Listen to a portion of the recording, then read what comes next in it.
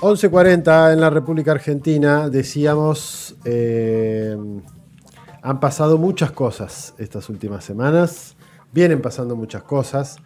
Hemos analizado en algún momento lo que había dejado la reunión número 25, el encuentro número 25 de la Organización de Cooperación de Shanghái, y cómo había sucedido algo que era Modi presente en esa, el Modi, el presidente indio, Narendra Modi, presente en ese evento junto con Vladimir Putin y con Xi Jinping. Sabemos que es una relación tirante, que no es una relación fácil, pero las circunstancias han empezado como a arrastrar y a juntar a estos tres mandatarios, lo veníamos diciendo. En los 90, si no me equivoco, un ex canciller o primer ministro ruso, Primakov, había hablado del RIC, del famoso RIC, la alianza entre estos tres países para contrabalancear el peso de los norteamericanos y de Occidente. Y dijimos, bueno, ¿por qué no empezar a hablar de esto? Porque también se empezó a hablar del uso del yuan para el intercambio comercial entre estos países. Arrancaron lo de los aranceles. Ayer Donald Trump, como decíamos en la editorial, planteando un arancel del 100% contra China por limitaciones que puso el país asiático a la venta de tecnologías que involucran tierras raras. Bueno, hay un montón de elementos que empieza a aglutinarse respecto de cómo está Eurasia disputando, para ponerlo de alguna manera, Eurasia disputando o jugando en este terreno, en este tablero cada vez más sinuoso. Y precisamente para abordar algunos de estos temas, estamos en comunicación con Salvador Scarpino, coordinador del Grupo de Trabajo de Eurasia del Observatorio de Coyuntura Internacional y Política Exterior, el OSIPEX, a quien tenemos el agrado de saludar un sábado por la mañana después de haber terminado de dar clase, así que doblemente agradecidas y agradecidos por ello. Salvador, muy buenos días. Nicolás, Miranda y Viviana de este lado, ¿cómo va? ¿Qué tal? ¿Cómo andan? ¿Qué tal, Nico? ¿Cómo va? ¿Se escucha bien ahí? Se escucha perfecto, sí.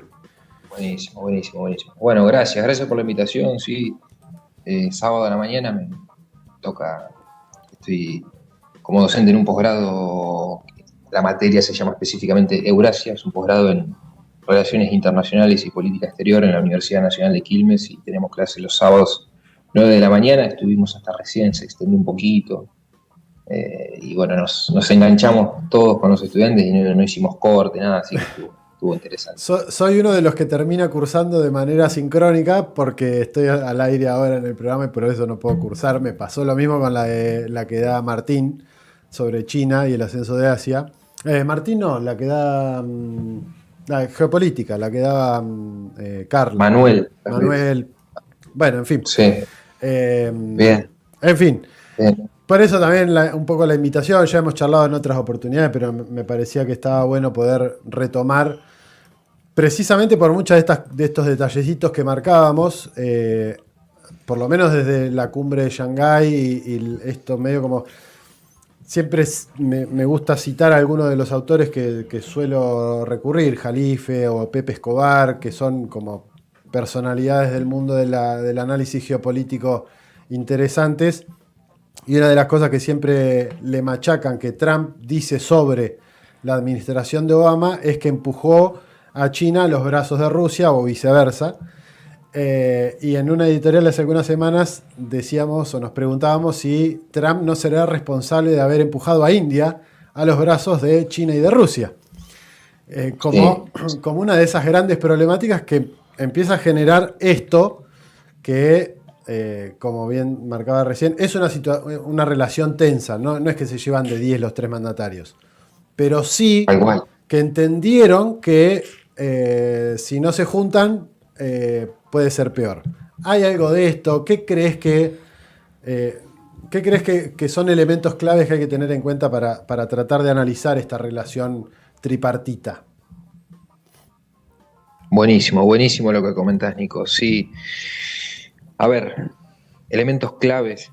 En primer lugar, siglo XXI, caracterizado por alineamientos no lineales. La política internacional del siglo XXI es más pragmática, no es tan dogmática como predominaba durante la época de la Guerra Fría en el siglo XX, es decir, ese mundo bipolar, el comunismo soviético por un lado y el bloque capitalista occidental por el otro, en donde estabas con uno, estabas con otro.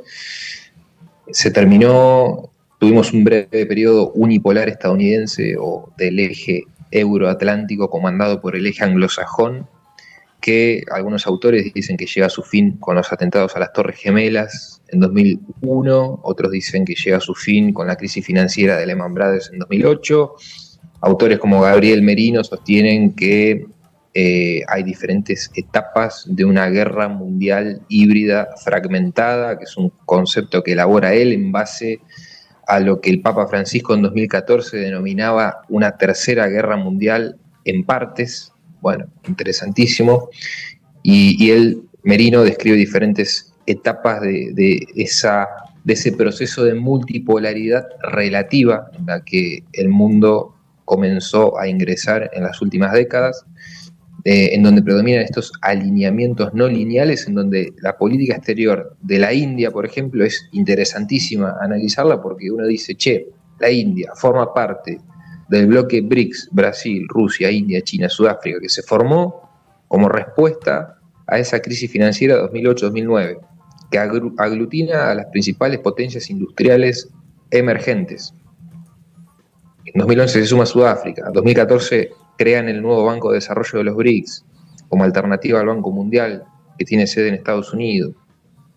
La India forma parte de ese bloque, de ese armado político junto con China, pero al mismo tiempo tiene una alianza, sí, estratégico-militar con Estados Unidos, en el Indo-Pacífico, donde organizan ejercicios militares conjuntos, junto con Japón y con Australia, pero al mismo tiempo tiene buen vínculo con Rusia, porque no se plegó a la andanada de sanciones y bloqueos económicos, comerciales y financieros que le impuso ese occidente geopolítico a Rusia luego de la intervención en Ucrania en 2022, pero al mismo tiempo tiene recurrentemente escaramuzas fronterizas con China en el Himalaya, donde realmente hay enfrentamientos armados y hay muertos de ambos lados. Entonces, ¿cómo definimos la política exterior de la India en este mundo de multipolaridad relativa, donde predomina el pragmatismo político y los alineamientos no lineales? Es interesantísimo, ¿no? Y bueno, lo que vimos hace pocas semanas en China, que fue esta cumbre de la Organización de Cooperación de Shanghái, que para la gente que nos está escuchando, que seguramente le gustan estos temas, los viene siguiendo, bueno, la Organización de Cooperación de Shanghái es una de las herramientas que tienen estos poderes emergentes como China, como Rusia, como la India, para empezar a articular y coordinar políticamente entre ellos y empezar a delinear una especie de multilateralismo alternativo al multilateralismo imperante desde la Segunda Guerra Mundial, creado por Estados Unidos y las principales potencias occidentales, cristalizados en la Organización de Naciones Unidas, la Organización del Tratado del Atlántico Norte, la OTAN, la Organización de Estados Americanos. Es decir, se empiezan a armar, ¿no? Y empiezan a mostrar alternativas. Y bueno, lo que vimos estas últimas semanas fue una nueva cumbre de jefes de Estado de la Organización de Cooperación de Shanghái, en China, que se combinó con el 80 aniversario de la victoria china sobre las fuerzas japonesas, y participó Vladimir Putin, presidente de Rusia, participó Kim Jong-un, el líder de Corea del Norte, participó Narendra Modi, que es el primer ministro de la India. O sea, Modi, que desde 2019 no viajaba a China, bueno, ahora viajó a China, y ahora con esto que mencionabas vos, Nico, de los aranceles que le impone Estados Unidos, la administración Trump a la India, o mejor dicho, empresas energéticas de la India empiezan a ver la posibilidad de comprar petróleo ruso y pagarlo en moneda china, en yuanes, es decir, no utilizar el dólar para comprarle petróleo a los rusos. Entonces, o sea, esto todavía no se ejecutó en la práctica, pero se está conversando. Los últimos días salieron noticias que hablaban de estos temas, ¿no? En algunos portales financieros que dicen, che, hay energéticas indias que están planteando la posibilidad de comprar crudo o energía rusa con yuanes chinos. Entonces, ahí vemos claramente, ¿no?, este mundo de multipolaridad relativa en donde avanza un proceso de internacionalización del yuan, que es la moneda china, y algunos autores hablan de proceso de desdolarización del comercio internacional, que todavía es muy incipiente, pero es algo que está en marcha, ¿no? Y cómo América Latina, el Caribe y fundamentalmente nuestro país queda fuera de juego, ¿no? En eso, donde nos anclamos como furgón de cola de ese occidente geopolítico comandado por el eje anglosajón que está en franco declive relativo. Pero bueno, no me quiero ir por las ramas y estoy mezclando muchos temas, por eso no sé si sí. Por ahí no soy claro, me dicen. No, claro. Salvador, ¿qué tal? Miranda te saluda. Estamos de acuerdo, digo, quizás en la lectura, digo, sobre estas relaciones internacionales más pragmáticas y menos dogmáticas, pero Estados Unidos está dispuesto a aceptar, ¿no?, como estas condiciones, digo, sobre todo, digo, teniendo en cuenta esto que decías sobre el final de la respuesta anterior, que es que esta misma forma que eligen los países para entablar relaciones, digo, políticas, comerciales, diplomáticas, llevan por lo menos a la pregunta por la desdolarización. Sí, a ver, lo que estamos viendo es que hay una disputa de poder entre diferentes polos, en donde los chinos son uno de esos polos, y ellos tienen una clara estrategia de, no es romper con todo el sistema creado luego de la Segunda Guerra Mundial, como Naciones Unidas, como el Fondo Monetario, como el Banco Mundial, sino que buscan aumentar su participación en estos organismos para tener mayor influencia, y al mismo tiempo van creando sus organismos paralelos en estos sectores, en el sector económico, financiero. Ellos tienen la iniciativa de la nueva ruta de la seda, la Franja de la Ruta, que se lanzó en 2013, que hace referencia a una serie de obras de infraestructura en todo el mundo para facilitar la conectividad y la llegada de mercadería china a todas partes del mundo. Ellos te financian ferrocarriles, puertos, aeropuertos, carreteras, autopistas. Y del otro lado tenemos a Estados Unidos, que los documentos de seguridad nacional estadounidense te catalogan y te etiquetan a China y a Rusia como una amenaza a la seguridad nacional estadounidense y que deben contrarrestar y contener la creciente influencia de estos poderes emergentes, fundamentalmente en la región latinoamericana y caribeña, porque es la histórica zona de influencia próxima de Estados Unidos por su proximidad geográfica, pero al mismo tiempo Estados Unidos, desde mi punto de vista, no te está ofreciendo alguna alternativa como te ofrecen los chinos y el bloque BRICS, por ejemplo, con su nuevo banco de desarrollo que te brinda financiamiento en obras de infraestructura para mejorar el entramado socioproductivo de un país en vías de desarrollo, por ejemplo. Entonces, en este contexto, muchos países se están dando cuenta de esto y por eso prima ese pragmatismo político y por eso también cuestiones incipientes como las que hacías referencia a vos en tu pregunta, Miranda, de un incipiente proceso de desdolarización del comercio internacional. Estos países dicen, bueno, hay un concepto que se utiliza en inglés que es como la militarización del dólar, que Estados Unidos está utilizando su dominación monetaria de su divisa, del dólar, como un arma de guerra, como una herramienta de subordinación político-económica, y por eso también le impone sanciones económicas a la República Islámica de Irán, a Corea del Norte, a Cuba, a Venezuela, a Rusia desde 2014. Entonces,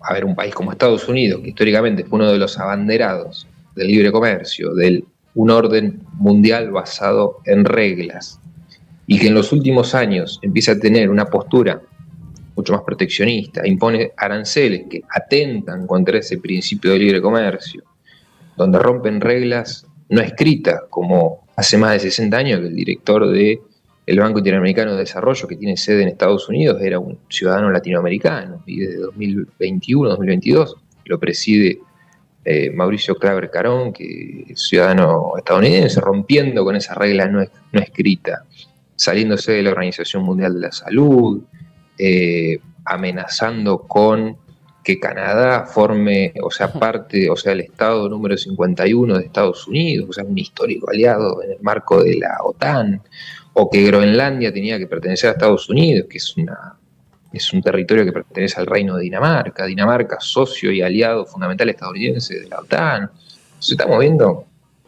cuestiones, viste, que son, vos decís, ¿cómo analizamos esto? ¿Cómo lo definimos?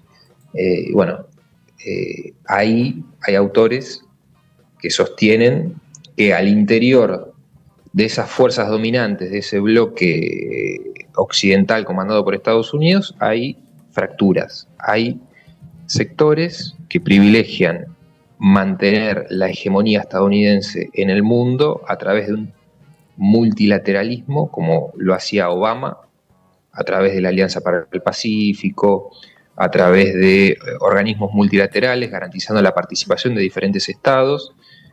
Por ejemplo, la Alianza del Pacífico era un acuerdo de comercio entre Estados Unidos, México, Colombia, Perú, Chile y algunos aliados estadounidenses de la región del Pacífico. Y Trump patea con eso, o sea, Trump representa otra fracción de poder al interior de esas fuerzas del norte global, en donde privilegia un unilateralismo unipolar, es decir, imponer los intereses de Estados Unidos a costa de cualquier cosa, y no me importa si voy en contra de un aliado como Dinamarca, de la OTAN o de Canadá, o no me interesa nada, o sea, mi enemigo es China, lo quiero fuera de América Latina, punto, no andamos con vuelta con esto. Bueno, esa es la fractura que Gabriel Merino, un sociólogo platense, sostiene en diferentes producciones que él hace.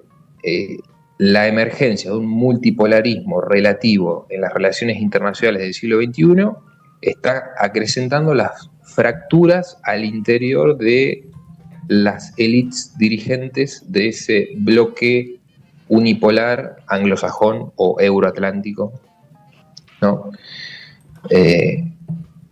Pero bueno, va más o menos por ahí.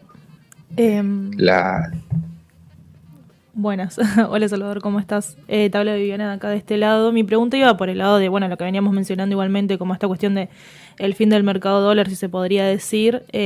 ¿Sentís que va a haber una disputa por posicionar los yuanes o los rublos en el mercado internacional, o en realidad es la disputa concentrado en el control del abastecimiento de energía? Por ejemplo, esta cuestión de, India pagando por petróleo ruso pero en yuanes chinos, o también esta cuestión de Irán siendo boicoteada por su plan de energía nuclear y las retenciones y demás. O sea, ¿sentís que va a haber un posicionamiento o una disputa por quién pone la moneda internacional ahora?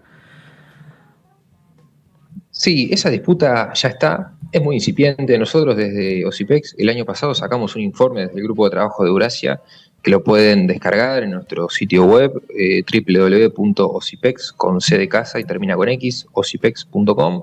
Ahí tienen la solapa del grupo de trabajo de Eurasia, en donde hay un informe, está muy bueno lo que armamos, en donde hablamos de todo esto, hablamos de la estrategia china de la internacionalización de su moneda, del yuan, pero al mismo tiempo mostramos claramente cómo es un proceso que está bastante verde, bastante incipiente, y que hoy en día la moneda dominante en las relaciones comerciales internacionales sigue siendo el dólar. O sea, más del 75-80% de las transacciones comerciales internacionales se siguen haciendo en dólares. Ahora, lo que sí vemos es un claro declive del dólar en las transacciones, o sea, en el comercio bilateral entre potencias de este mundo multipolar emergente, como por ejemplo China y Rusia. El comercio bilateral entre Rusia y China en los últimos años está casi al 100% desdolarizado. O sea, se hace un comercio bilateral en yuanes y en rublos, porque a los rusos les impusieron sanciones desde 2022, desde antes, desde 2014, con todo lo que sucedió en Ucrania, con la península de Crimea. Entonces, es un proceso que está en marcha. No es algo lineal, tiene marchas y contramarchas. Esto no significa que... Sí, ya estamos en un mundo con múltiples polos de poder, pero eso no es algo que ya esté consolidado. el declive de ese eje o de ese bloque euroatlántico o de ese occidente geopolítico con Estados Unidos, Canadá, la Unión Europea y algunos aliados extracontinentales como Japón, Corea del Sur, Filipinas, está en un declive relativo también, porque en términos de poderío militar el presupuesto estadounidense duplica al chino. Entonces, y el nivel de bases militares a lo largo y a lo ancho de todo el planeta no tiene comparación. Es decir, en caso de un enfrentamiento bélico directo, Estados Unidos estaría en una posición dominante en cuestiones de despliegue de tropas logísticos. Después, bueno, podemos afinar en armamento nuclear, que son 8 o 9 potencias que tienen acceso a esa tecnología, en misiles hipersónicos, donde Rusia está más avanzado que Estados Unidos. O sea, hay algunos tópicos en donde puede haber cierta desventaja de Estados Unidos, o en número de ojivas y cabezas nucleares Rusia tiene más que Estados Unidos, pero bueno, es algo ya un poco más técnico. No me quiero ir tanto por las ramas, pero sí, más que nada, la disputa en términos monetarios se está dando, como también se está dando la disputa por diferentes rutas comerciales y corredores económicos. Uh-huh. Lo que están diseñando los rusos con los indios, que es el corredor de transporte multimodal norte-sur que conecta San Petersburgo con Bombay y permite la llegada de productos rusos a través del mar Caspio y una salida al Océano Índico. Bueno, es una ruta alternativa a los cargamentos rusos que pasaban por el mar Báltico en el norte de Europa, que hoy en día los países que rodean el mar Báltico son todos parte de la OTAN, porque en 2024 y 2025 y en 2023 se sumó Finlandia, se sumó Suecia, están todos los países del Báltico, Estonia, Letonia, Lituania. O sea, es una amenaza. El Báltico se convirtió en un lago de la OTAN prácticamente. Entonces los rusos están desarrollando alternativas a eso, alternativas al canal de Suez, que bueno, hoy en día, o sea, el canal de Suez está en Egipto y Egipto hoy en día forma parte de los BRICS. Eso también hay que decirlo, ¿no? Una clara estrategia de este bloque BRICS que aglutina a Brasil, Rusia, India, China y Sudáfrica, que en 2023 se amplió Arabia Saudita, Irán, Emiratos Árabes Unidos, potencias energéticas, Etiopía y Egipto, potencias logísticas por su ubicación estratégica en estrechos y canales como el canal de Suez, donde pasa gran parte del comercio internacional. Bueno, y Argentina, que fue invitada a formar parte en agosto de 2023 en la cumbre de Johannesburgo, en Sudáfrica, de este bloque que representa el motor del crecimiento económico mundial, que la actual administración asume en diciembre de 2023, y la ex canciller Diana Mondino dice: no, Argentina no va a formar parte de este bloque porque es un bloque sobre ideologizado y Argentina va a privilegiar su inserción en la Organización de Cooperación y Desarrollo Económico, la OCDE, que es una organización que data de los años 60, con una clara preeminencia de ese eje euroatlántico, en donde Argentina, desde el gobierno de Mauricio Macri, ya venía con su proceso de adhesión a la OCDE, y todavía no somos parte de la OCDE, no está claro cuáles son los pasos a seguir. Tampoco miremos a Brasil, socio de los BRICS, integrante de los BRICS, fundador de los BRICS, y también está en proceso de adhesión a la OCDE. Es decir, hoy en día estar en uno o en otro no te impide nada.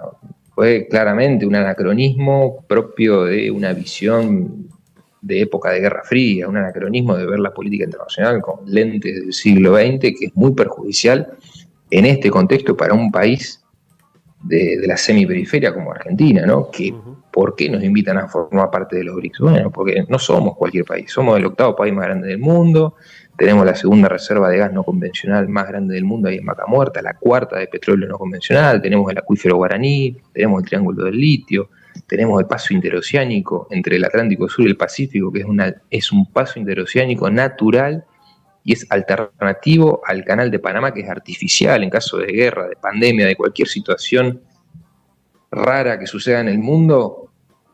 Tiene una importancia estratégica para el comercio naval mundial, el estrecho de Magallanes, que lo tenemos nosotros, y es la puerta de entrada a la Antártida. Entonces, bueno, si nosotros no nos damos cuenta del potencial que tenemos, estamos al horno, ¿no? Si nos invitan a sentarnos en esa mesa la de los BRICS, y no nos sentamos ahí, bueno, sí, si te invitan a formar parte de la mesa, si no estás en la mesa sos parte del menú, ¿no? Esa es un poco la síntesis. Es una buena síntesis esa. Yo por lo menos la última, ya estamos un poquito pasados, pero la última que me parecía interesante, porque en definitiva el relato que venís haciendo, y es algo que venimos charlando y analizando, no deja de ser un escenario de disputa por quién controla los corredores comerciales, quién controla la energía, quién controla los mercados. Medio como que se termina circunscribiendo a eso, más allá de que después haya cosas rimbombantes para un lado, para el otro, de acá, de allá.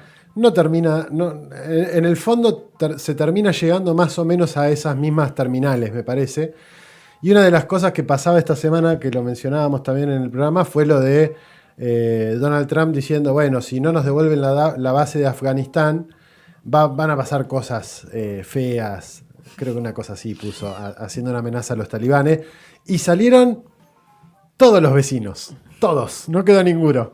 Lo decíamos, Irán, Pakistán, India, China, Turkmenistán, Uzbekistán, Tayikistán, todo. Creo que el único que no vi es Turkmenistán, de todo ese grupo creo que fue el único, pero después todos.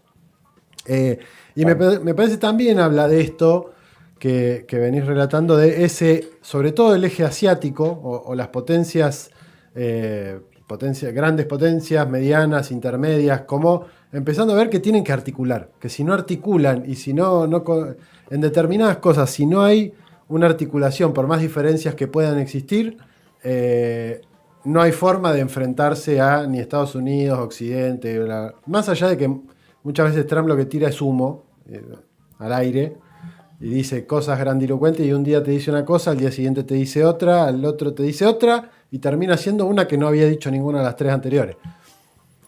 Pero bueno, es medio como funciona Trump, me parece. Pero empieza a verse este tipo de accionar medio coordinado de países en esta misma lógica que los BRICS, que no deja de ser eso, por lo menos por ahora no deja de ser una forma de tratar de ver cómo enfrentarse a y cómo construir alternativas a. En qué derive eso ya serán dos mangos aparte y será futurología. No, muy acertado lo que decís, Nico, porque además la Organización de Cooperación de Shanghái, ¿qué es? Bueno, es un armado que viene desde el 96, que se cristaliza en el 2001, que aglutina a Rusia, a China y a los 5 países de Asia Central. ¿Para qué? Para luchar en contra del fundamentalismo islámico o sea, del extremismo religioso y del separatismo. ¿Por qué? Porque tanto Rusia como China son potencias multiétnicas, multiconfesionales, y ellos ven una amenaza, ¿no? En el separatismo y ese tipo de cosas. Hacen ejercicios militares conjuntos en el marco de esta organización, y lo que más quieren es mantener fuera de su continente o de su zona de influencia a potencias extra hemisféricas, como por ejemplo la OTAN o los Estados Unidos. Por eso Estados Unidos se fue en 2021 de Afganistán y por ejemplo China coopera con los talibanes para la reconstrucción de Afganistán, porque quieren un Afganistán estable, porque le conviene para el proyecto que ellos tienen de la nueva ruta de la seda. O sea, ellos no quieren conflicto, no quieren guerra, al contrario, quieren estabilidad. Y históricamente las potencias anglosajonas se han caracterizado por dividir para reinar. Entonces, si agarran un país tan grande como China, como Rusia, una sociedad tan multiétnica, multilingüística, multiconfesional como la china, como la rusa, bueno, van a aprovechar esas diferencias para exacerbarlas al máximo y dividirlos, como ya lo han hecho anteriormente. Y lo hacen con los uigures en China, lo hacen con diferentes etnias minoritarias en Rusia. Es la manera, ¿no? Y todos estos países saben lo mismo, los 5 de Asia Central. Turkmenistán no, porque tiene históricamente una postura aislacionista y neutral en materia de política exterior, y es como que se mantiene al margen de todo. No forma parte de ninguna organización regional ni nada por el estilo. Pero el resto, Kazajistán, Kirguistán, Tayikistán y Uzbekistán, están de alguna manera en esta sintonía, ¿no? Forman parte de la Organización de Cooperación de Shanghái, de la Unión Económica Euroasiática, de la nueva ruta de la seda de los chinos. No, ellos lo tienen claro. Tienen un montón de diferencias entre ellos. Tienen sistemas políticos diferentes, pero se dan cuenta que hay cuestiones puntuales que les conviene articular, porque lo que está enfrente es peor. Salvador, como siempre, gracias por haberte tomado unos minutos para charlar con nosotros y tratar de ayudarnos a nosotros y a nuestra oyentada a entender un poquito mejor qué es lo que está sucediendo en esta parte del mundo, bueno, en aquella parte del mundo que nos queda lejana geográficamente, pero que terminamos siempre diciendo lo mismo. No somos tan distintos, no nos enfrentamos a cosas tan distintas, a desafíos tan distintos, y por eso siempre está bueno ver y tratar de analizar y ver qué experiencias o qué cosas de las experiencias de esos lugares nos sirven para tratar de usar acá, para tratar de adaptar a nuestra idiosincrasia, a nuestra forma de vida, a nuestro estilo. Así que bueno, gracias por estos minutos. Bueno, muchísimas gracias a ustedes por la invitación y a disposición, como siempre. Abrazo grande. Gracias. Charlábamos con Salvador Scarpino, integrante de OSIPEX, es el responsable o el coordinador, en realidad, de la parte del grupo de trabajo de Eurasia. Interesante el análisis que hacen. El informe, que si no lo leyeron, recomendable leerlo, a quienes les interese profundizar un poco, por lo menos, en el tema euroasiático. Sí, y hay una nota bastante actual, también publicada originalmente en inglés en el portal Strategic Culture, pero que está es reciente, traducida en Misión Verdad, que la escribe Mauricio Metti, que es profesor asociado del Instituto de Relaciones Internacionales y Defensa de la Universidad de Río de Janeiro. Es una nota que tiene quizás algunos parámetros económicos difíciles de comprender para quienes no somos economistas o no estudiamos economía, pero que en definitiva hace referencia a varias de las cosas que estuvimos charlando recién con Salvador, ¿no? de la violencia ejercida a través del dólar por los Estados Unidos, de cómo este proceso de desdolarización, más allá de que ha llegado a un punto de no retorno, lo que dice es que ese punto de no retorno no tiene que ver con que el dólar en algún momento va a desaparecer de las relaciones internacionales, sino que tiene que ver con que esta puja, por lo menos por tratar de comerciar en otras monedas, no se va a terminar en el corto plazo, y que por eso, digo, bueno, ya podemos hablar por lo menos de un proceso de desdolarización que está en curso y que probablemente para atrás no vuelva, pero lo que plantea la nota es que solamente hay algunos estados que hoy tienen la capacidad para, bueno, sortear las sanciones, los aranceles y todas las medidas coercitivas unilaterales que a través del dólar Estados Unidos impone. Y que hay algunos países que, por supuesto, no tienen esa capacidad, y eso hace que, bueno, no podamos hablar o pensar que de acá a los próximos 20 años el dólar va a disminuir significativamente su participación en el mercado internacional. De hecho, una de las cosas, y acá no, si quieren nos metemos en el plano más de lo financiero, especulativo, bla, bla, bla. Una de las cosas que muchos están observando en el plano, sobre todo de los mercados financieros, es cómo el dólar viene marcando todo el tiempo, desde hace un par de meses para acá, récord histórico en el valor de la onza de oro. Ya superó los $4.000 la onza de oro, una cosa así. Y eso también tiene que ver con esta lectura que veníamos haciendo de esta incipiente desdolarización, esta transición hacia otra moneda o varias monedas como catalizadoras del comercio o como las que se utilicen para el comercio internacional. Hace algunos días nada más, hace algunas semanas nada más, un informe del Financial Times marcaba que el oro, por primera vez desde hace, creo que 30 años, estaba por superar al dólar como objeto de reserva de los estados.